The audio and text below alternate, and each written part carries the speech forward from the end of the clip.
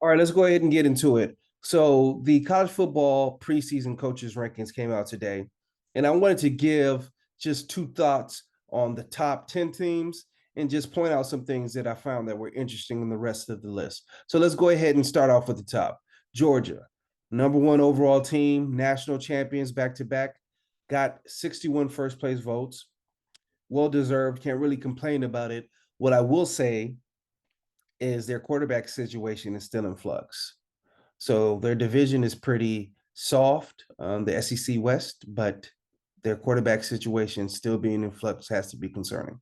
Now, Michigan, number two team, no first place votes. That surprises me. Is the Harbaugh situation something that coaches are paying attention to? I would guess no, but no first place votes. That really surprises me. Alabama at number three, that's ridiculous. That is a ridiculous ranking. That is chalk all the way. That is coaches being scared of Nick Saban. The roster is not there. The quarterback is not there. The playmakers are not there. It's crazy. They got four first place votes. Four. This is insane. It's insane. A lot of these college football coaches, they're just sheep. But that's another story for another day. Ohio State, number four. Now, you could argue that from quarterback aside, they have the best roster in college football.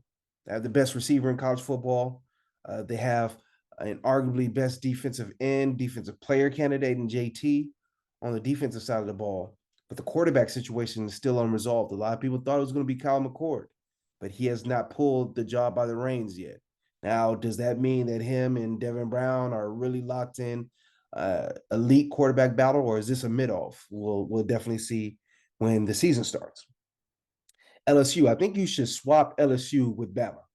LSU being five when they beat Bama, when they have a returning quarterback, when I think it objectively, if you go down the roster, they have the better players. Them being lower than Bama doesn't really make any sense to me. All right, before I continue, go ahead and hit that subscribe button. USC, I think that's another team you should probably switch with Ohio State. I mean, they have the best player in college football returning, a sneaky defense returning. Six is not disrespect, but I think you probably should switch them with Ohio State. I think you see a theme of a lot of chalk being there.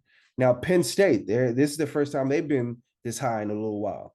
This is the best roster they have in a decade because it's the best quarterback they've had in a decade.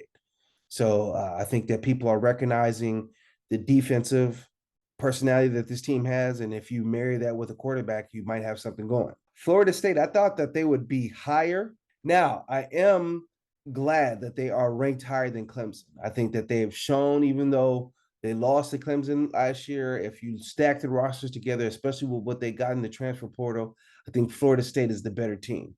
So they did not go chalk there. Number nine is Clemson.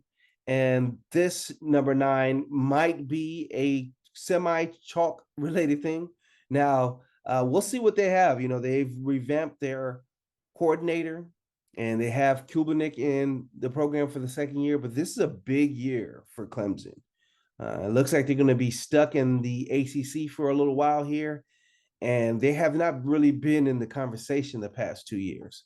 So can they get back into the conversation? Big year for Clemson. Then Tennessee, I think their Orange Bowl performance is what's keeping them in the top 10. The way that Milton played, the way that their receivers played is interesting. Can they climb into the national championship conversation? It's going to be predicated on their defense.